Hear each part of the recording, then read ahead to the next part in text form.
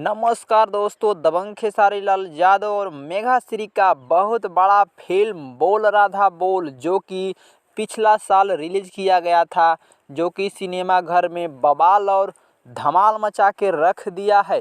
वो वाला फिल्म यानी बोल राधा बोल फिल्म अब टीवी पर चलाया जाएगा, यानी टीवी चैनल पर चलाया जाएगा। कब चलाया जाएगा सब जानकारी बताएंगे। बोल राधा बोल फिल्म सिनेमा घर में इतना बवाल और तबाही मचा करके रख दिया है कि भोजपुरिया दर्शकों अब इंतज़ार कर रहे हैं कि ये वाला फिल्म कब यूट्यूब पर या चैनल पर चलाया जाएगा।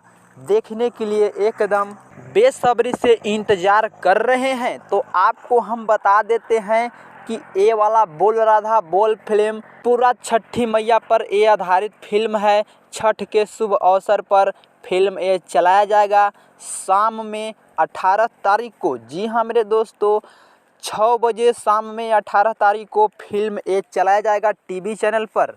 टीवी चैनल का नाम है फिल्मची टीवी चैनल पर ये वाला चलाया जाएगा। तो आप शाम में 6 बजे देखिएगा। बहुत ही बोल राधा बोल फिल्म एकदम बहुत अच्छा फिल्म है।